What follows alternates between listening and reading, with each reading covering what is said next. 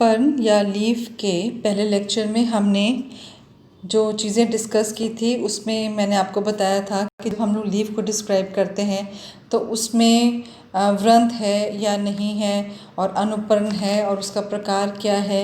इसी प्रकार से लीफ का विन्यास या फाइलोटैक्सी भी लीफ जो है वो ऑल्टरनेट है या ऑपोजिट है। अगर ऑपोजिट है तो ऑपोजिट सुपरपोज्ड है या सिंपल ऑपोजिट है। इसी तरह से वर्ल्ड है या चक्राकार है। और इसके बाद हमने जो लीफ सिंपल है या कंपाउंड है, और अगर कंपाउंड है तो वो पिनेटली कंपाउंड है या पामेटली कंपाउंड है, तथा इसके आगे प्रकार क्या होते हैं उसको हमने डिस्कस किया था। आज हम लोग इसी टॉपिक को आगे लेके जाते हैं, क्योंकि हमें जब लीफ को डिस्क्रिप्शन करना है तो हम लोग लीफ की शेप जो है ये भी एक इम्पॉर्टेंट क्राइटेरिया होता है। अब इसकी लीफ की शेप कैसी हो सकती है, इसमें बहुत विविधता पाई जाती है। जैसे लीफ जो है वो धागे के समान हो सकती है, जिसको हम लोग तंतु रूप या फिलीफॉर्म कह सकते हैं। ये जो डायग्राम्स आपको दिख रहे हैं इसमें जितनी भी लीव्स हैं वो इस प्रकार की हैं जो नीचे से लेके ऊपर तक ऑलमोस्ट उनकी चौड़ाई एक होती है। इसमें वो धागे के समान हो सकती है, जिसको हम लोग तंतु रूप या फिलीफॉर्म कह सकते हैं। वो जैसे पाइनस में पाई जाती है, सुई के जैसे हो सकती है, उसको एसिकुलर कहते हैं। जैसे ट्यूब के समान हो सकती है, जैसे प्याज में पाई जाती है, उसको ट्यूबुलर कहते हैं। इसी प्रकार से लीनियर, जैसे पतली और चपटी पाई जाती है, उसमें घास में जो पाई जाती है उसको लीनियर कहते हैं। और ओब्लॉन्ग, जब नीचे आधार से लेकर शीर्ष तक उसकी चौड़ाई ऑलमोस्ट एक जैसी होती है, उसको ओब्लॉन्ग कहते हैं, जैसे पाई जाती है केले में या म्यूसा में। इसी टॉपिक को हम लोग और आगे लेके चलते हैं। अब इसके और भी प्रकार हो सकते हैं, जैसे लीफ जो है वो लैंसियोलेट प्रकार की हो सकती है। लैंसियोलेट का मतलब होता है जैसे भाले के प्रकार की हो सकती है, तो उसको भालाकार कहेंगे। ओवेट होती है जब उसकी शेप अंडे के समान हो, उसको ओवेट कहते हैं। अब एक चीज़ आप याद रखिएगा, एक होता है ओवेट और एक होता है ओबोवेट। जब ओ बी शब्द लग जाता है तो वो उसका उल्टा होता है। अगर उल्टा अंडाकार है तो उसको ओबोवेट कहेंगे, और अगर वो सीधा है तो उसको ओवेट कहेंगे। देखिए जहाँ पे सेकंड नंबर ओवेट है और यहाँ पर वो ओबोवेट है, उल्टा हो गया। इसी प्रकार से आप लोग ये चौथा देखिए, कॉर्डेट मतलब हृदय के आकार है, तो उसको जैसे हमें पता है कॉर्डेट शेप हमको तंबाकू की पत्तियों में देखने, टोबैको की लीव्स में देखने को मिलती है या टीनोस्पोरा में मिलती है, उसको हम लोग कॉर्डेट कहते हैं। और अगर कॉर्डेट की ऑपोजिट शेप है तो उसको हम लोग ओप कॉर्डेट कहेंगे, जैसे ऑक्सैलिस में पाई जाती है। इसी प्रकार से ये सैजिटेट जो है, अगर वाणाकार है या वाण के समान है तो उसको हम लोग वाणाकार या सैजिटेट कहेंगे। और अगर भालाकार शेप है, भाला के समान शेप है, तो उसको हैस्टेट कहते हैं, जैसे कॉन्वॉल्वुलस में पाई जाती है। इसी तरह से अगर वो रेनिफॉर्म, अगर किडनी शेप है तो उसको हम लोग रेनिफॉर्म, या इसमें वृक्क की आकृति आ जाती है, इसको रेनिफॉर्म कहते हैं हम लोग। ऑपकॉर्डेट और ओबोवेट कंडीशंस में आपको समझा चुकी हूँ। अगर जैसे आप लोग केमिस्ट्री में भी काम करते हैं तो स्पैटुला होता है, अगर स्पैटुला या चम्मच की शेप में पत्ती है तो उसको स्पैथुलेट कहते हैं। और लाइरेट, जैसे लाइरेट शेप, जैसे वीणा के समान अगर उसकी शेप होती है, जैसे हमें ये वीणाकार शेप मिलती है ब्रेसिका स्पीशीज़ में, तो जैसे मस्टर्ड में जो शेप होती है उसको वीणाकार या उसको लाइरेट शेप कहा जाता है। अभी हम इसी शेप्स को और कंटिन्यू करते हैं। ऑर्बिकुलर होती है, अगर गोलाकार है तो उसको हम लोग ऑर्बिकुलर शेप कहते हैं। इलिप्टिकल शेप होती है जब शीर्ष पर और आधार से पतला होता है और मध्य भाग चौड़ा होता है, तो वो इलिप्टिकल शेप या उसको हम लोग इलिप्टिकल शेप कहते हैं। जैसे पियर में या ये पाई जाती है शेप अपने नाशपाती वगैरह में। और ओवल शेप, जैसे हमें पता ही है ओवल जब आधार से चौड़ा होता है और ऊपर शीर्ष से थोड़ा पतला होता है, उसको हम लोग ओवल शेप कहेंगे। साइज़ ऑफ द लीफ का साइज़ कितना है ये भी हम बता सकते हैं जब हम टर्मिनोलॉजी में या हम डिस्क्राइब कर रहे हैं। तो लीफ की बेस से लेके एपेक्स तक जो इसकी होती है वो इसकी लंबाई होती है, और चौड़ाई जहाँ पे बीच वाला मध्य वाला पोर्शन में वो कितनी चौड़ी है, वो मध्य होता है। लीफ की शेप जो है कुछ मिलीमीटर की भी हो सकती है और काफ़ी बड़ी भी हो सकती है, जैसे केले की पत्तियों में काफ़ी बड़े साइज़ की पाई जाती है। और लीफ, एक ही पेड़ में भी लीफ की शेप्स, जो लीफ जो है उसके साइजेस अलग हो सकते हैं। जैसे बेस पे लीव्स का साइज़ बड़ा हो सकता है और टिप की तरफ उनका साइज़ छोटा हो सकता है। अब हम आते हैं एक और टॉपिक के ऊपर। जब हम लीफ को डिस्क्राइब करते हैं तो हमने उसका शेप डिस्क्राइब कर दिए, तो उसका टिप या उसका एपेक्स वो किस प्रकार का है ये भी हमें बताना होता है। तो जो पर्णशिक है उसको हम लोग एपेक्स कहते हैं। अब एपेक्स भी कई प्रकार का हो सकता है, जैसे कई पत्तियों में आपने देखा होगा नोकदार होता है, आगे हल्की सी नोक होती है, जैसे नीम में भी आप देख लो नोकदार सी पाई जाती है, या कनेर में भी नोकदार होती है, उसको हम लोग एक्यूट कहते हैं। और एक होती है जब वो नोकदार भी होती है और काफ़ी लंबी भी होती है, उसको एक्यूमिनेट कहते हैं। एक्यूमिनेट कंडीशन जैसे हमें पीपल की पत्तियों में भी पाई जाती है। आगे अगर आप ध्यान से देखोगे तो जो नोक है वो पतली भी है और काफ़ी आगे तक खिंच जाती है, उसको एक्यूमिनेट कहते हैं।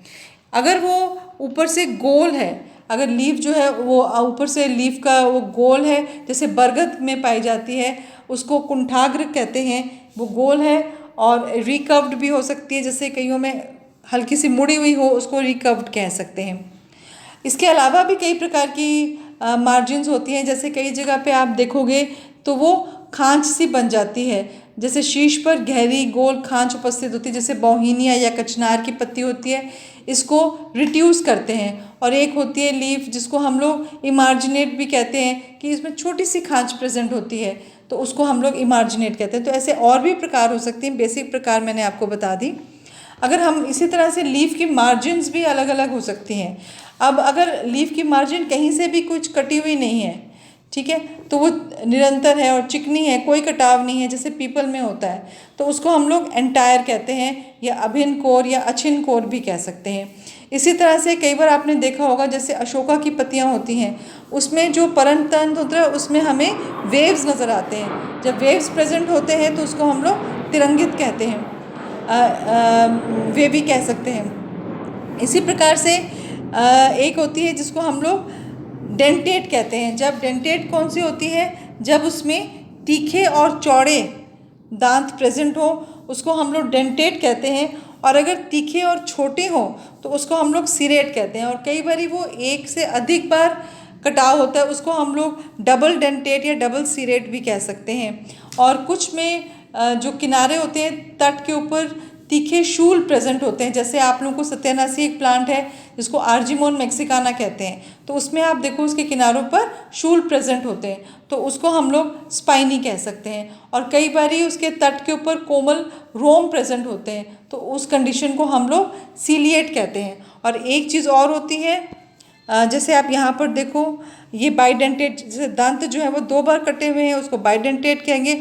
और अगर ये दांत गोल होते हैं तो उसको हम लोग क्रीनेट कहते हैं। और अगर उसमें बड़े बड़े लोब्स पाए जाते हैं तो उसको हम लोग लोब्ड भी कह सकते हैं। तो ये तो हो गया उसके मार्जिन के बारे में।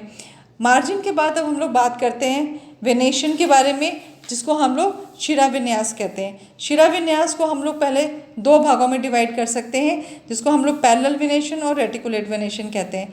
जो पैरेलल वेनेशन है इसको हम लोग क्या कहेंगे, ये होती है समांतर शिराविन्यास।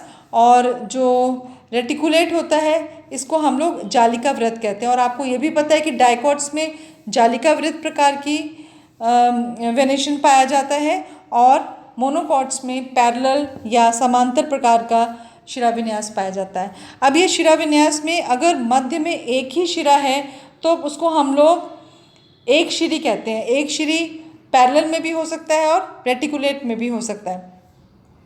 तो अब हम लोग इसमें बात करते हैं शिराविन्यास के फर्दर पार्ट्स में। अगर उसके मध्य में सिर्फ एक मुख्य शिरा है तो उसको हम लोग एक शिरी कहते हैं। फलक मतलब केवल एक प्रमुख मध्य शिरा हो उसको एक शिरी कहते हैं।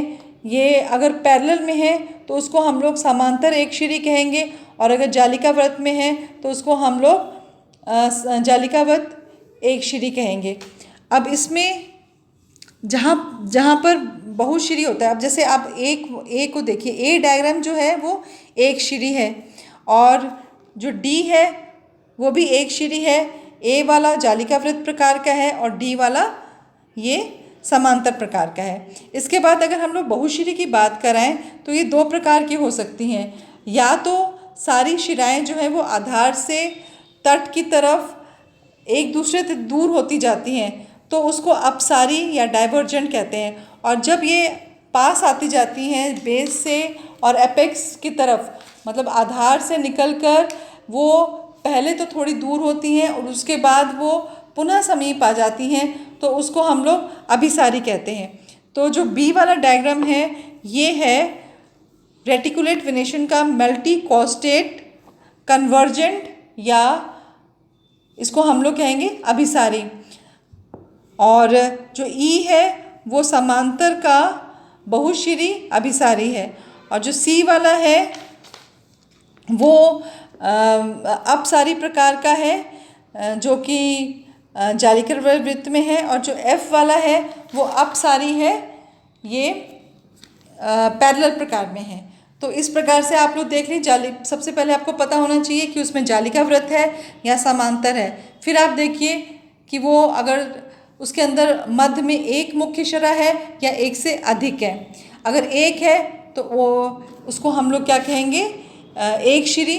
वो जालिकावृत में भी हो सकता है और वो समांतर में भी हो सकता है। उसके बाद अगर एक से अधिक शिराएं हैं तो आप वो देखिए कि वो बाहर की तरफ जा रही हैं कि वो बाहर जाकर फिर वो आपस में जुड़ रही हैं। अगर तो वो बाहर की तरफ जा रही हैं तो उसको हम लोग कहेंगे अपसारी प्रकार की या डाइवर्जेंट प्रकार की। और अगर वो आपस में वापस मिल रही हैं तो उसको हम लोग अभिसारी कहेंगे। तो ए, इसके हिसाब से ए हो गया, ये है यूनिकॉस्टेट रेटिकुलेट वेनेशन। जो बी है वो मल्टीकॉस्टेट कन्वर्जेंट रेटिकुलेट वेनेशन। जो सी है वो है मल्टीकॉस्टेट डाइवर्जेंट रेटिकुलेट वेनेशन। जो और डी, ई और एफ जो है वो समांतर प्रकार के हैं। जो डी है वो है यूनिकॉस्टेट पैरेलल वेनेशन। ई जो है मल्टीकॉस्टेट कन्वर्जेंट पैरेलल वेनेशन। और एफ जो है वो है मल्टीकॉस्टेट डाइवर्जेंट या मल्टीकॉस्टेट अपसारी प्रकार का पैरेलल वेनेशन या समांतर वेनेशन।